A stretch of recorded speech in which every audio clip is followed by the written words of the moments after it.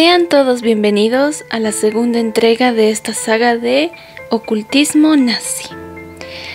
Como exploramos en el anterior video, hablamos sobre hombres tan importantes como el líder de las SS, Heinrich Himmler, quien era el más obsesionado en todo este asunto de la onda esotérica y los objetos santos, podríamos decirlo, y místicos y sagrados, como resultado ser el Santo Grial. Una búsqueda frustrada que no logró como él esperaba. Otros hombres que sirvieron con los mismos propósitos para este hombre, como Otto Rahn, y algunas de las extravagancias como el castillo de Wewelsburg, las excentricidades que mezclaba como parte de, llamémoslo, los uniformes de los oficiales de las SS.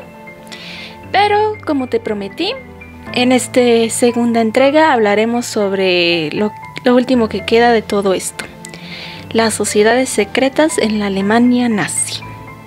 Y como te prometí, en este capítulo también hablaríamos del hombre, el protagonista de todo este régimen nazi. Estoy hablando de Adolf Hitler. Aquí te contaré algunas de estas fascinaciones que tenía este hombre respecto a estos temas de ocultismo y esoterismo, y algunos objetos místicos que también intentó, o más bien logró tener. Y si quieres saber de cuáles se tratan, no dudes en acompañarme en esta ocasión. Sin más, antes también, por cierto, te pido por favor, suscríbete, ya sabes. Si quieres hacer algún comentario, puedes dejarlo en la caja, yo con gusto los leeré. Dale like al video para que puedas seguir haciendo más contenido. Y sin más, comencemos. Hasta ahora hemos hablado de una persona de alto rango en el nazismo. Es importante recalcar que la SS era una organización militar fuera de las creencias de su fantasioso líder. Pero también hubo unas que se centraron por completo en el tema del ocultismo. Antes de continuar, aquí también me gustaría aclarar algo. Me refiero a fantasiosas no en el sentido de subestimar los temas y creencias de esta índole esotérica, sino más bien a los que llegaban a hombres como Heinrich Himmler. Analizando lo anterior, tenía por ciertas muchas mitologías como la de dioses como Thor y objetos fantásticos de alto poder. Mezclaba creerse un caballero de Camelot, ya casi como con un mago Merlín a un lado. También creando una nueva forma de sincretismo aquí, ya que si bien por un lado buscaba el arca de la alianza entre sus objetos, por el otro el martillo de Thor. Bueno, en aquella época no había internet, o este sujeto, no me cabe la menor duda que habría terminado por creerse todas las creepypastas habidas y por haber, como las líneas Slenderman, o salirse de los juegos de rol para tenerlos como cierto, ¿no creen? Puedo comentar, yo que vi su foto al investigar, el sujeto sí se veía como del tipo que está más bien ensimismado en cuanto a mitología y demás temas le llegaran. O sea, como te dije, era un chico callado. Espero no sonar grosera, no tiene nada que ver con lo mencioné al inicio de precisamente lo que te decía, que en su juventud más bien fue del tipo introvertido, porque yo igual me considero que soy y siempre he sido más del tipo introvertida, y de hecho sí, me gusta leer sobre temas iguales. Para eso hice este canal. Pero vaya, lo que voy es tomar eso de una forma que te entretenga. Tal vez creas como él, y el otro es ya crear un culto a partir de que se tornen llamar al odio y a la discriminación, como él lo hizo precisamente. Creo que ahí es el punto donde hay un punto de quiebre. Bueno, sigamos. Comencemos por la primera organización centrada en ocultismo. Esta se llamó la Sociedad de Thule. Perdón. Si aquí estuviéramos haciendo nuestra misión, visión y valores de empresa en la Sociedad de Thule, la misión por completo sería encontrar los orígenes de la raza germánica, que serían la nueva creencia para la raza aria y el nuevo régimen. Valores, claramente racismo. Todo lo anterior nació de la convicción de Rudolf von Sebotendorf, perdón por mi alemán.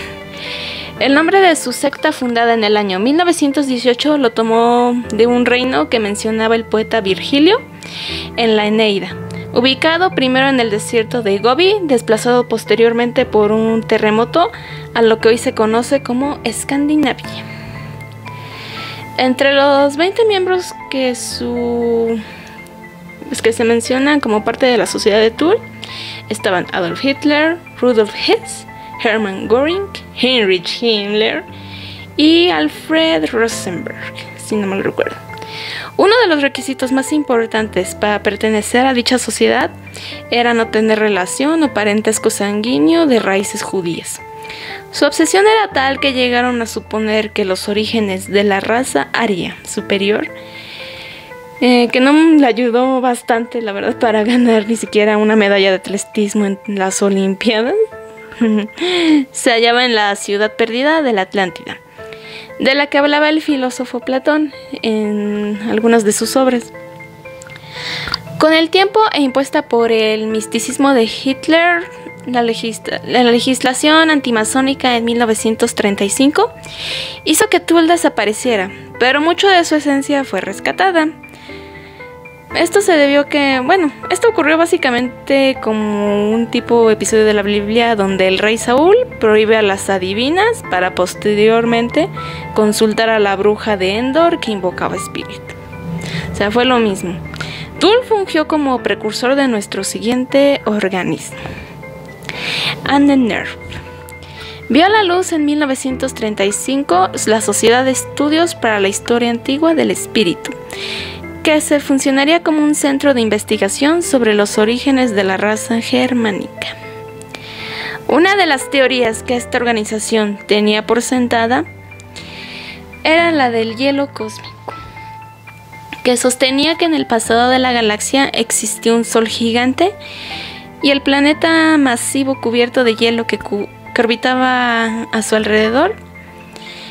Resultó que este planeta cayó en el sol y se derritió, lo que provocó una explosión que arrojó rocas y fuego, los que se convertirían en los planetas de nuestro sistema solar. Qué loco. Otra teoría en la que creían era que los primeros arios provenían de la Atlántida y se habían esparcido sobre la Tierra. Esto provocó que Himmler supiera que entre esos supuestos primeros asentamientos estuvieron en el Tíbet, lo que lo llevó a organizar una expedición a dicho lugar. Esta estuvo a cargo de Ernest Schäfer, pero claro que una mera fantasía no la convierte en cierta, y en efecto, no encontraron nada más que una escultura antigua que casualmente tenía una esvástica en el pecho. Pero vamos, recordemos que los nazis adoptaron este símbolo, que ya de por sí era muy antiguo, y que de hecho significaba todo lo positivo, como la buena suerte. Cabe destacar que entre los objetos de búsqueda que pretendían obtener está, por supuesto, el Santo Grial, el Arca de la Alianza, la lanza de Longinus y de la mitología nórdica, el martillo de Thor, el Mjolnir. Uno de sus objetivos, que estaba planeado ir consolidando de a poco, era eliminar por completo el cristianismo junto con la Iglesia Católica. Increíble. Pero Hitler, a sabiendas de que muchos de sus hombres eran practicantes de dicha fe, no quería conflictos de forma inmediata, o sea, que se le fuera la gente encima, sino más bien ir introduciendo su propia religión creada por él de poquito en poquito, como todo un buen culto secta. Y cabe destacar que esta nueva religión con tintes ocultistas ya era practicada por algunos dentro de la organización Ahnenerbe. De las prácticas que se sabe, hacían oraciones en una lengua desconocida. Esto se supo al final, cuando los nazis tuvieron que hacer frente en juicios por sus crímenes, y se dice que Friedrich Hilscherfer, Wolfram Siemens, los cabecillas de Ahnenerbe, al oír su condena, procedieron a recitar rezos que nadie más conocía ni nadie más pudo entender. De los nuevos ritos funerarios que practicaron los oficiales de las SS estaban en el que sus restos serían depositados en una cripta dentro del castillo de Wewelsburg, y sus anillos de calavera eran guardados rigurosamente en una bóveda. Quiero tocar un poco sobre el simbolismo de estos anillos. Su nombre oficial era Anillos de Honor de la SS o Anillos Cabeza de Muerte. Solo fueron dados a los oficiales de más alta estima de Himmler y entregados por él mismo, confeccionados en plata con el nombre del oficial al que correspondía otorgarle uno. También se les ordenaba que estos debían ser portados en el dedo anular de la mano izquierda. Estos anillos debían ser entregados una vez que uno de sus oficiales fuera despedido, renunciara o falleciera. Si pasaba este último caso y la muerte lo sorprendía sobre todo en el campo de batalla, era deber de sus compañeros recuperar el anillo a toda costa, para que éste no cayera en manos impuras e indignas de los oponentes, ya que el símbolo dominante en dicha joya así lo representaba, con el cráneo en el centro de dicha joya. Estar dispuesto a dar la vida por su causa y compañeros. Entre las runas que se encontraban grabadas estaban Hilschirchen, para la buena suerte y éxito, no, perdón por mi pronunciación. El Seig, que representaba el poder solar. Como dato, muchos de estos no se encontraron al final de la guerra, y no se sabe en sí dónde fueron resguardados, si los fugitivos nazis o fueron tomados por las tropas de los aliados como un botín o premio de guerra. De los bautizos se sabe que debía pronunciarse la fórmula de ingreso del bebé en la comunidad de la SS, y se le daba una medalla que tenía inscrito, como no, runas. Eso es más que obvio. En el caso de las ceremonias nupciales, por grabaciones encontradas se supo que Himmler fungió como una especie de ministro. Le hacía entrega a la pareja de pan y sal como simbolismo ligado a la tierra y a la fertilidad, mientras de ornamento principal en la instancia destacaba una bandera negra en la parte de atrás, con una runa S grabada en plata, y como regalo de bodas se le daba a la feliz pareja una copia de la autobiografía de Hitler, Mi lucha. Una runa usada en estas ceremonias fue la runa Hagal, espero estarla pronunciando bien, que representa la fe inquebrantable. Entre otras cosas, tal vez tomando influencias de la rueda del año neopagana o pagana, se sabe que miembros exclusivos de alto rango de la Orden Negra de las SS se les dio un calendario de las nuevas fiestas religiosas que sustituirían a las del cristianismo, entre ellas la Navidad. La Navidad nazi no pretendía celebrar el nacimiento de Jesucristo, sino más bien ser un día de adoración a su amado astro, el Sol, ya que, como hemos visto, tomaron este rasgo de los practicantes paganos, que más afines a la naturaleza en sí veneraban la presencia de los astros y sus correspondencias. Como dato irónico, si los nazis hubieran ganado la guerra y hubieran logrado suprimir al cristianismo y eliminado la Navidad, prácticamente hubieran hecho lo mismito que el cristianismo hizo a las religiones antiguas, de sustituir y crear sincretismo entre sus creencias y las que posteriormente implantó la Iglesia. Es muy contrastante, de hecho, ver cómo, a diferencia de otras celebraciones con origen pagano como Halloween, que son más demonizadas a diferencia de la Navidad, que es la máxima fiesta en el cristianismo, como sabemos, pero su origen igual data de estas prácticas repudiadas. Con suerte ese origen lo veremos este mes, con motivo de la temporada. Si quieres verlo, no te olvides de darle like, suscribirte, para estar al pendiente, pero continuamos por ahora. De otra fiesta de origen pagano que igual quisieron rescatar, estaba Ostara, en vez de la Pascua, Que por el contrario de estas, sus ritos van dirigidos a las diosas por la cuestión de la fertilidad. Y como lo mencioné, si esto hubiera sucedido, habría sido una cadena entre ir y venir entre cristianismo y paganismo. Muy loco, ¿no? Aunque en los últimos años, de hecho, ya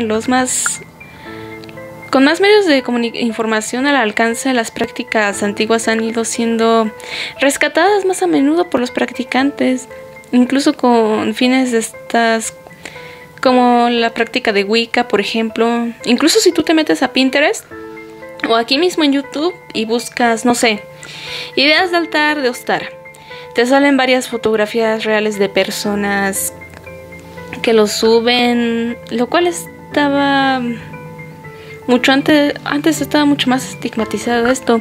Y por cierto, ya como último, tocando todo esto de la naturaleza, ¿sabían que Hitler en sí no era del todo afín con el ocultismo como su oficial Himmler? Bueno, de hecho él sí estaba más ligado a lo natural, como te lo mencioné. En los campamentos de juventudes hitlerianas como el que aparece en esta película, muy bonita por cierto, Jojo Rabbit, se daba instrucciones de que los jóvenes conectaran más bien con la naturaleza, a diferencia de lo que se muestra en esta película que te acabo de mencionar. No maltrataban animalitos, como se puede observar en el film, era todo lo contrario. Entre los pocos datos buenos en sí de esta época es que el maltrato animal bajó considerablemente, ya que Hitler estaba en contra de ello. De los intereses de Hitler que tuvieran que ver con temas esotéricos, sí destacan su creencia en la astrología.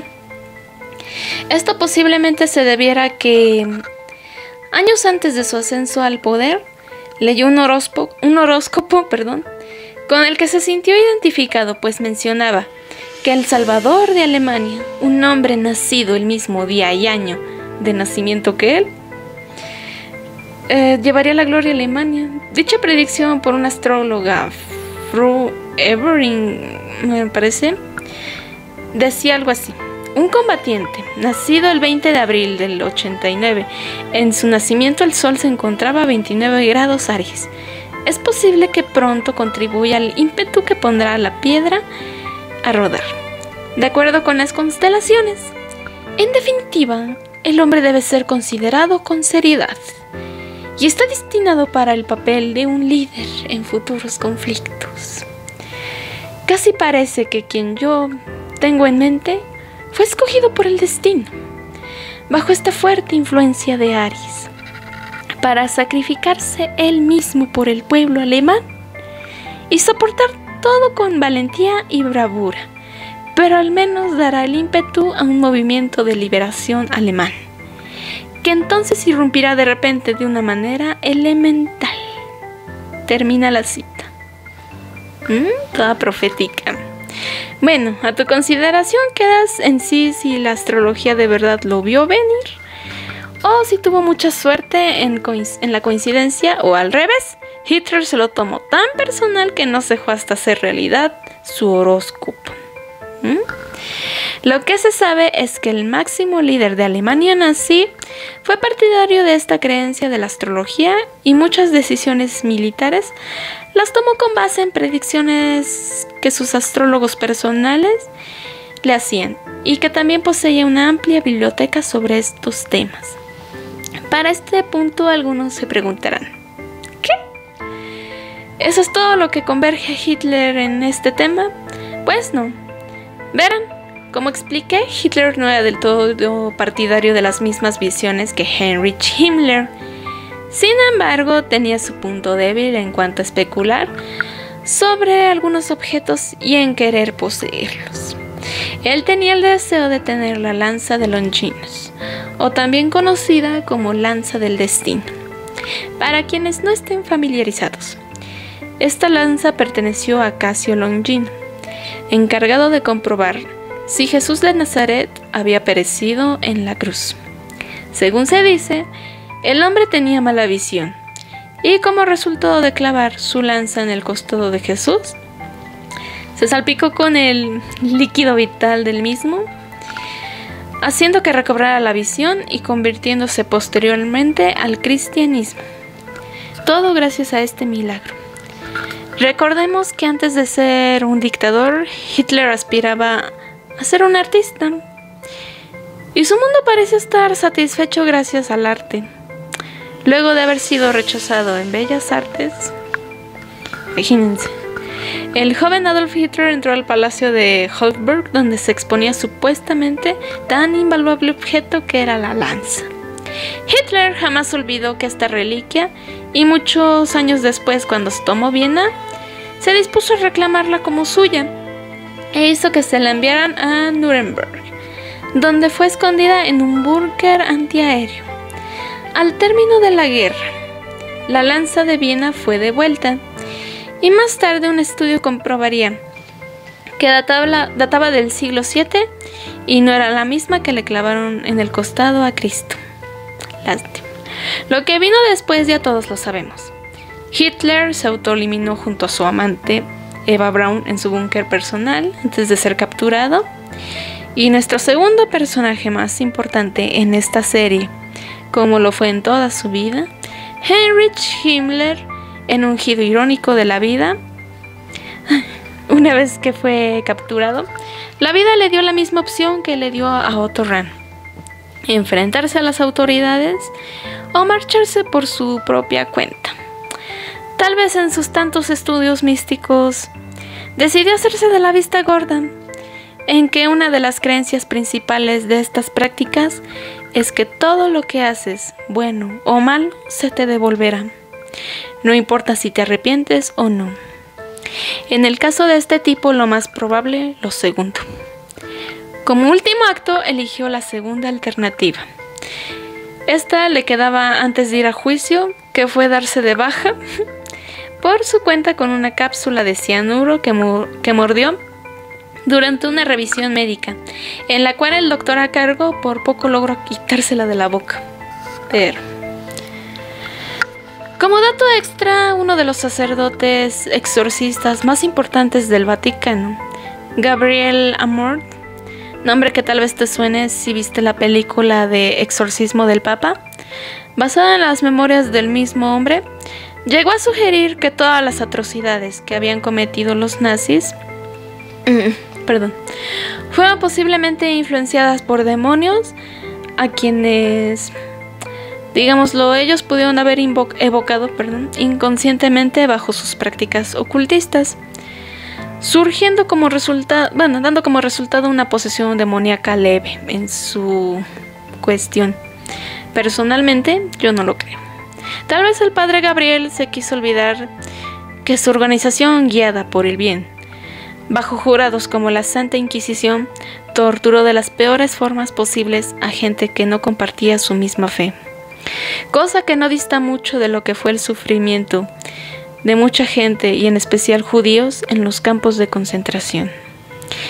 Y aunque muchas veces relacionadas con el demonio, cabe destacar que algunas prácticas esotéricas no se relacionan en absoluto como las demoniza la Iglesia, sino que por el contrario, la mayoría se centra más bien en celebrar la naturaleza y sus frutos. El problema, como lo vimos, es cuando se quieren dirigir a fines que dividan y llamen al odio. Pero esto se le puede ocurrir hasta a la fe más pura, o no existirían capítulos tan negros en la historia de la humanidad como las cruzadas, bien la evangelización forzada. En muchos casos, las prácticas espirituales, para mí, no corrompen a las personas, sino más bien las personas somos quienes corrompen somos quienes corrompen a estas creencias a como queramos verlas. Cosas que dejan de qué pensar, ¿no? Crean lo que ustedes quieran, lo que les haga felices, sin dañar siempre y cuando a nadie. Creo que eso es lo más importante. Yo soy Elidel Lubel. Que pases un excelente día, tarde o noche. Bye.